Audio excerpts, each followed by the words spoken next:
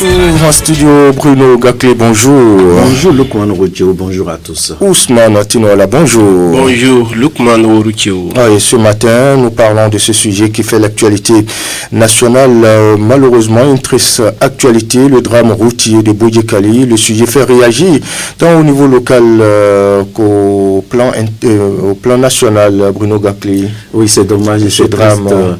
Hier, on dira quoi qu'on dise, hein, même si le nombre de personnes, je dirais peut-être le nombre de personnes qui soient mortes dans le cas n'est pas lourd, même si on peut tout dire, il faut dire que Manaville était en deuil par rapport à cette situation, parce que voir tout un bus ou tout un camion chargé comme ça, partir en fumée, c'est des millions, c'est des ressources des personnes qui partent comme ça en fumée.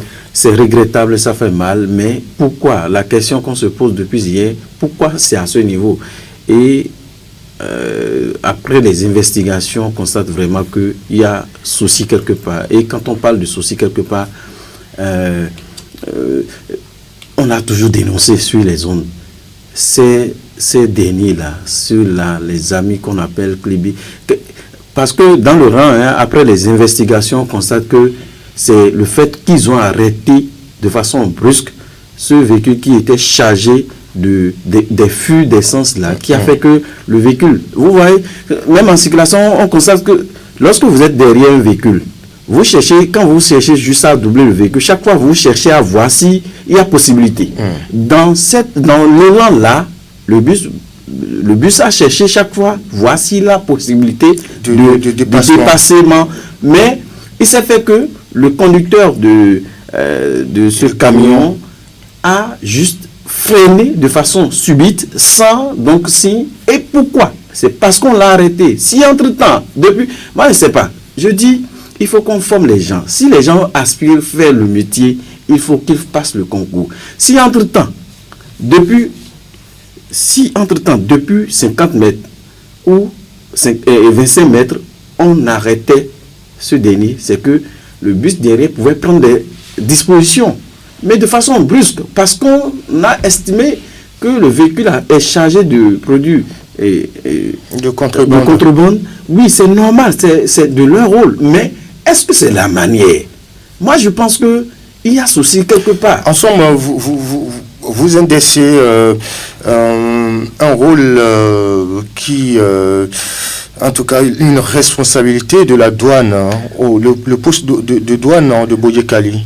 Parce que ici, on constate que la chaussée est produite en face de la douane et la chaussée est produite notamment à ce niveau. Et d'après nos investigations, on constate que c'est parce que ce véhicule a été arrêté de façon brusque. À qui la faute? Oui. Et justement, c'est ça le souci. Moi, je suis personnellement embêté quand j'imagine que le camion n'a pas chargé le produit sur le sol béninois. Voilà. Et ça veut dire que le camion a traversé sans doute la frontière. Alors, cette même douane qui a fait l'opération à la frontière, le produit passe et sur le sol béninois, on brutalise les gens de la sorte. Je pense qu'il y a vraiment un souci à ce niveau. Oui, Ousmane Tinola, comment la situation, vous l'avez vécue, vous? Bon, il faut dire que c'est une journée noire, une journée pleine de tristesse, parce que quand j'ai appris cette nouvelle, vraiment, j'étais vraiment dépassé, j'étais totalement découragé. Vous voyez, quoi qu'on dise, il y a la faute de ces douaniers, de ceux-là qui sont au niveau de ce poste-là, de douane. On ne peut que dire qu'ils ont leur part de responsabilité dans cette affaire. Vous l'avez dit, Lukman Routio, comment on peut comprendre? Ce n'est pas aujourd'hui, nous parlons de ça. Un produit qui a quitté autre pays, qui a traversé la frontière. Et à la frontière, nous avons la douane béninoise. Ou bien, je ne sais pas, ou bien chaque localité, je ne comprends pas quoi. C'est ça. Nous avons une douane béninoise là-bas. Je pense que des formalités ont été remplies. De l'autre côté, comment on peut comprendre de là bon, disons les choses clairement, peut-être c'est de Madekali, parce que je sais que l'essence quitte le Nigeria. Vous voyez, et ça ne peut que quitter la zone de Madekali. Là-bas, nous avons une douane. Maintenant, comment est-ce qu'on peut comprendre que cette personne-là a pu remplir les formalités douanières de l'autre côté et revient encore ici, dans la même commune, et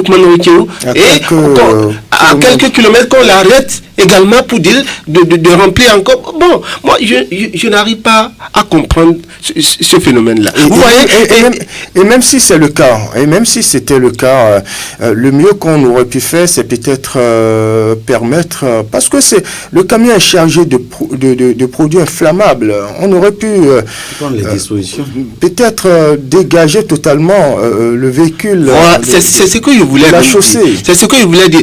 Quand vous voyez que c'est des véhicules à protocole, excusez-moi le terme, oui, c'est des véhicules à protocole, des véhicules qui sont censés peut-être créer le danger, mais il y a de l'espace là. Moi, hier, quand la situation s'est produite, j'ai constaté qu'ils ont permis aux gens de circuler vers le bas.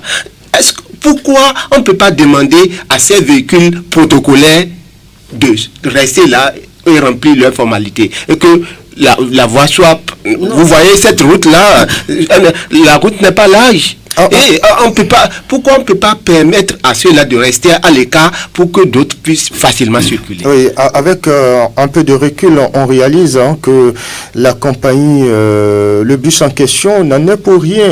Est venu au mauvais moment, au mauvais endroit. C'est ça. Et donc, il faut reconnaître une chose, et de façon claire. Nous avons eu des témoins, les rescapés de la situation qui nous ont narré et sont prêts même à c'est que on donne rendez-vous, non, avec certains. Oui, on fera l'effort des pieds et mains qu'ils viennent en direct nous confirmer le véhicule. Sinon, celui qui est chargé, le camion qui est chargé, partait.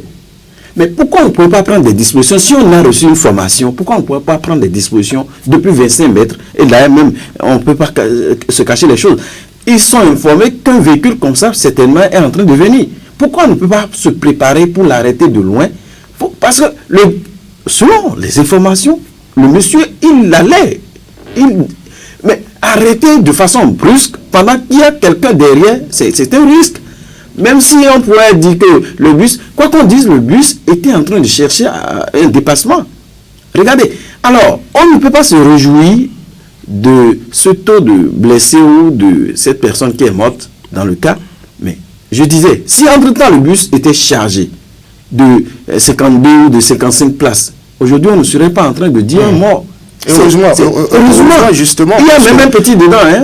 Heureusement que le bus charge en 2 temps, Malanville, et ensuite Kandi.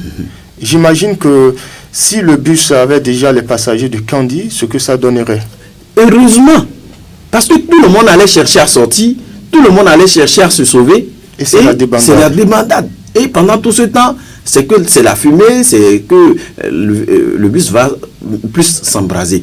Je pense que il faut qu'on situe les responsables. Et c'est pas bon. Il faut qu'on revoie nos manières de faire. Moi, je me suis dit, regardez, le feu est allé jusqu'à toucher les bonbonnes d'eau de la rizerie. Donc, regardez l'ampleur. Si entre-temps, on a pu stationner ce véhicule depuis 50 mètres ou 25 mètres, on aurait pu lui dire d'aller stationner un peu loin pour éviter le pire. Parce que quand on agit, il faut qu'on supplie toujours dans l'esprit. Il faut qu'on pense toujours au plan B. Si ça arrivait, et si ça n'arrivait pas. Voyez-vous? Donc, forcément, tout ce qu'on disait hier de bus, on n'en est pour rien. Ils sont rien qu'en circulation. D'autres, naturellement, vont dire que la compagnie, qu'est-ce qui arrive? Non. Tout peut arriver à tout le monde et à tout temps. Oui. C'est malheureux cette situation qui est arrivée. Oui, la compagnie n'est que victime dans cette situation. On a l'impression, Ousmane Tinouala, oui, est-ce que véritablement on tirera les grandes leçons, les vraies leçons, les leçons possibles de cet incident? Oui, bien sûr, Lukman Otiou, on est obligé de tirer des leçons de ce qui s'est passé. Je parle des autorités compétentes. Est-ce qu'on prendra vraiment des dispositions appropriées? Point d'interrogation par rapport à cela, parce que ce n'est pas aujourd'hui. Nous parlons de ce poste de douane qui est situé de l'autre côté de Bodé-Calais. Ce n'est pas la première situation. Il y en a eu assez de choses. Vous comprenez? Donc, au cœur, ce poste au cœur de polémiques. La population a vraiment mal de ce qui se passe à ce niveau. Nous l'avons décrié à plusieurs reprises et nous l'avons dit sur ce plateau plusieurs fois. Si, entre-temps, quelque chose peut-être pouvait être fait, je pense que ça allait déjà être fait.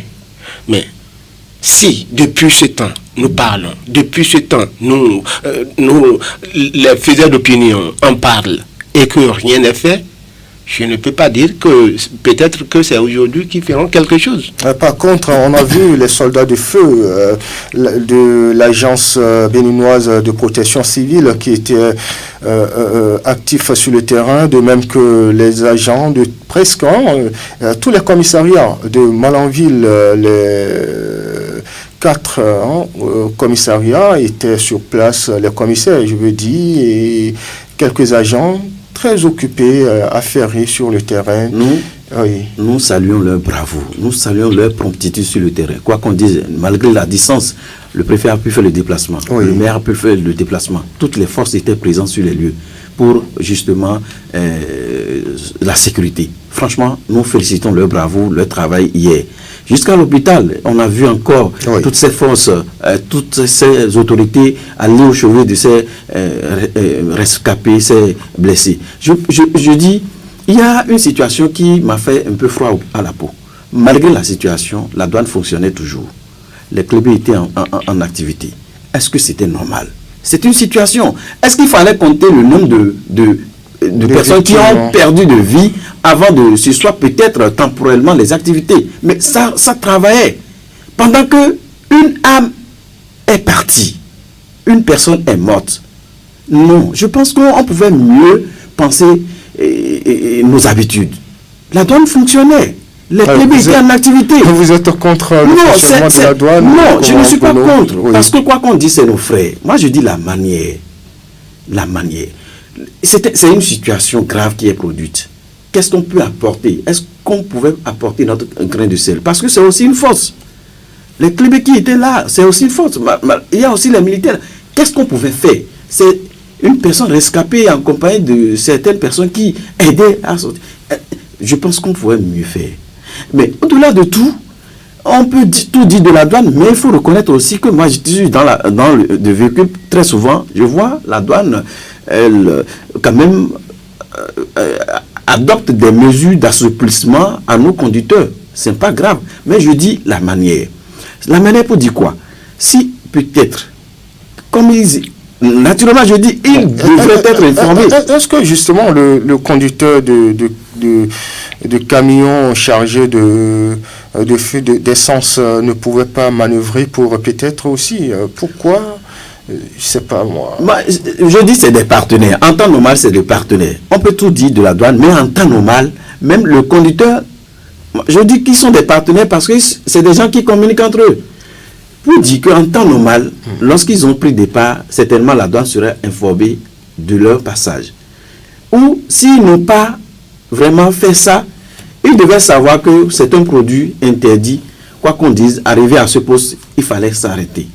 Le produit interdit. Le produit, non, c'est interdit naturellement. En République du Bénin, on voit l'essence se vendre un peu partout sur le sol béninois. Vous savez, on ne peut pas tout contrôler. L'État ne peut pas tout contrôler. C'est un produit inflammable. En temps normal, c'est les stations qui sont habilitées à servir de l'essence aux populations. On le sait, mais...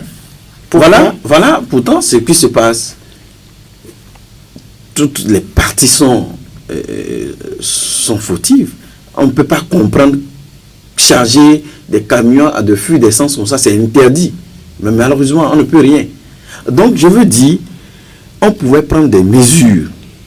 On est informé à temps, parce que les clubs, c'est des gens qui sont informés. On est informé à temps Et le conducteur pouvait prendre cette disposition aussi pour ne pas parfois arriver là, on leur fait signe de passer. Donc, je pense qu'on peut mieux faire lorsqu'il s'agit des situations. Qu'on peut mieux faire. Parce que même ces conducteurs qui crient sont parfois contents. Parce que quand ils passent avec certains produits, on leur dit simplement de partir. Moi, j'ai toujours suivi le cas. Arrivé à ce poste-là, j'ai vu, parfois, on a estimé que la douane était rigoureuse, la douane était trop stricte. Mais il y a des mesures, parfois on les voit, ils chargent comme ça, ils pouvaient s'arrêter, mais on leur fait signe de passer. Donc, quoi qu'on dise, c'est des mesures quand même sociales de communication entre eux. Donc, par rapport à cette situation, juste moi, je dis, on pouvait mieux faire. On pouvait mieux faire si c'était l'agent, peut-être de douane, parce que les autres, ils sont formés. Ils pouvaient mieux arrêter le véhicule à une longue distance pour qu'on évite aujourd'hui le cas. Ah oui. Et aussi le chauffeur. Oui. Il faut qu'il soit responsable. C'est un produit que vous avez chargé, vous savez que la douane est intransigeante pour des produits comme ça. Arrêtez-vous pour régler les formalités. Mais si en temps vous avez réglé des formalités là-bas, il y a certains aspects qui peuvent échapper la douane de l'autre côté. La douane frontalière qui, je ne sais pas si c'est à Boji-Kalou, à Madé-Kalé, il y a certains aspects qui peuvent échapper à la douane, que la douane ici peut rattraper. Quoi qu'on dise, on parle de renflouement de la caisse de l'État. Donc, de façon indubitable, je pense que on peut mieux faire pour des situations prochaines, mais c'est une action, c'est une situation déplorable et on rend grâce parce que le bus n'était pas rempli. Sinon, aujourd'hui, c'est qu'on va mettre les deux mains sur la tête et on sera en train de dire Dieu. Ousmane Tinola, il faut tout de même saluer la promptitude des autorités locales et même départementales, le préfet qui s'est empressé à descendre sur le terrain. On a également constaté la présence du maire que vous avez d'ailleurs rencontré sur le terrain. Oui, effectivement, Lukman Orikewu, ce n'est pas pour la première fois. Et le maire Guida Migado et le préfet du département de la Liborie, lorsqu'il y a situation, ils sont toujours sur le terrain. Bon, ce n'est pas moi, ce n'est pas pour la première fois. J'ai fait ce constat-là personnellement. Quand il y a une situation, quand il y a un problème quelque part, quel que soit le lieu, on sent leur présence sur le terrain. Ils sont vraiment... C'est à saluer, c'est un geste vraiment que j'apprécie de leur côté. Vous voyez, moi, je voulais rapidement revenir sur une situation. Depuis hier, je me posais la question, je me demandais si l'agence de protection sociale de Malanville, je parlais des sapeurs-pompiers, s'ils étaient vraiment équipés, si l'équipement était au top, est-ce que nous allons vraiment arriver à ce que tout soit brûlé de cette manière? Je me posais cette question-là depuis hier. Et j'ai même appris. C'est l'essence. S'ils sont équipés, moi je pense qu'ils pouvaient peut-être faire mieux que ça. Cadeau, hein. L'essence ne fait pas cadeau. Vous voyez, c'est pour ça moi je voulais profiter pour demander à l'exécutif Lukman Orikewu de vraiment équiper Malanville. Parce que nous avons vu pour hier, on ne sait pas ce qui nous attend dans les jours à venir. On ne le souhaite pas. On ne l'a jamais souhaité, mais ça peut arriver. J'appelle l'exécutif à vraiment chercher une solution pour que cette agence-là soit vraiment équipée pour faire face au danger. J'ai constaté ici à Malanville, bon, vous dites que bon, c'est l'essence, oui, je suis d'accord. À Malanville ici, il y avait eu d'incendie dans une maison. Ils ont appelé les sapeurs-pompiers, mais ils n'étaient pas en mesure de vraiment corriger le problème. Toute la maison était brûlée. Je suis allé, tout était brûlé, j'ai vu. Pourtant, nous avons les sapeurs-pompiers à Malanville. Moi, j'appelle une fois encore l'exécutif à revoir le cas de ces sapeurs-pompiers. Revoir leur cas, c'est leur équiper pour qu'ils puissent vraiment jouer convenablement leur rôle. Ils sont sur le terrain, nous sommes d'accord. Et on dit une personne, une mission, des moyens. Et ces moyens, il le faut effectivement pour les agents de l'Agence béninoise de protection civile. C'est désormais leur appellation. Je disais sociale, donc civile. Civile, voilà. C'est dans le même sens que je vais dire. Il faut qu'on pense vraiment. Regardez, Kandi est arrivé, ça voudra dire qu'il y a un renfort. Si vraiment un cas grave nous arrivait, il l'a souligné dans les tout prochains jours, on ne sait pas ce qui peut nous arriver. Il va falloir qu'on pense vraiment. La frontière est désormais fermée. Oui, c'est fermé. On avait toujours sollicité le service de Gaïa. Oui, parce que c'est même honteux. C'est une honte. C'est honteux. C'est une honte. Avec même la situation que nous vivons entre nous ces derniers temps, c'est pas sûr, même si ça arrivait, mais si c'était... Il n'y a même pas possibilité. Ils ne vont même pas nous soutenir. Donc, quoi qu'on dise, il va falloir que l'exécutif, que le gouvernement pense à équiper vraiment les sapeurs-pompiers, justement l'agence de protection civile de Malanville, c'est important. Quand vous entendez pampou, on a tendance à croire que c'est pour aller peut-être éteindre le feu, mais juste pour aller ramasser les cas de malades ou les cas de blessés. Mais ils font ce qu'ils peuvent. Un homme, c'est les moyens. Il faut qu'on renforce les effectifs, notamment à Malanville, en ce qui concerne les forces. Je ne veux pas spécifier une force, mais en ce qui concerne les forces, qu'on renforce les équipes et le personnel et l'équipement. C'est très important. Entre autres leçons qu'on peut tirer de cette situation. Merci à vous, chers débatteurs. On va découvrir à présent la une des journaux, les canards, parus parvenant à notre rédaction. C'est quotidien l'Observateur qui s'installe en premier. Plénière d'installation de la 10e législature. 2 points à l'ordre du jour. Nous révèle ce matin le journal qui cède sa place au quotidien. Le soleil levant qui lève ses rayons ce matin sur l'incendie d'un bus Baobab Express, un drame de trop, une série qui interroge, s'écrit en gros titre le journal quotidien Le Meilleur s'installe. Le journal parle de la Cour constitutionnelle, la demande d'invalidation du siège de député Moukaram Kassounda est rejetée, rapporte en une le journal grave. Accident de circulation à Malanville, un mort et les blessés suite à une collision entre un bus de Baobab et un camion. Pas de collision tout de même. Info Matin, cette fois-ci, Vision Bénin 2060, le président Talon évite l'après-moi, le déluge, dit l'honorable Christophe Aïssi, cité en gros titre par le journal Info Matin qui s'en va et puis Fraternité s'installe. Assemblée nationale, les spécificités de la 10e législature à découvrir dans les colonnes du journal qui s'intéresse à l'accident entre un bus et un camion à Malanville, un mort, des blessés et des dégâts matériels déplorent en une. Le journal La Compagnie Baobab précise les faits, nous rapporte le journal Fraternité. La guérite, transport routier, encore Baobab Express s'exclame en gros titre le journal Diapata parle. Au Panthéon du Parlement, l'Assemblée nationale célèbre la mémoire vivante des bâtisseurs. Allez lire les détails dans les colonnes du journal et d'autres journaux sont en attente tels que Matin Libre, La Boussole Décryptage Info, 109, Le Soleil Bénin Info et Dynamisme Info. On s'en arrête ici pour aujourd'hui. Rendez-vous. Aujourd'hui c'est vendredi, hein? Que le temps passe aussi vite. Rendez-vous donc lundi prochain puisque nous entamons ici le week-end, mais il y a toute une spécificité de programme sur nos antennes. L'info reste en continu sur ce TFM. Bruno Gaclon se souhaite une excellente journée. Excellente journée, que chacun joue son rôle et qu'on se départisse de tout ce qui est trop autour de nous. Oui, Ousmane Tinola, bonne journée. Oui, agréable journée à vous, Lukman Morotiou. Que nos autorités à divers niveaux prennent des dispositions pour que ce poste de douane soit vraiment,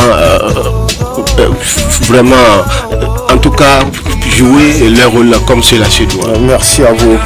Vivement que les responsabilités soient situées dans cette situation et qu'on tire de réelles conclusions, de vraies leçons pour prévenir de pareilles situations à l'avenir. En direct chez vous, mesdames, messieurs, je suis Lukman Aworotiou. J'ai bénéficié de la collaboration technique de Doko Aboubakari. L'info reste en continu sur ce TFM. Portez-vous bien. Au revoir. Ça, c'est la danse du matin.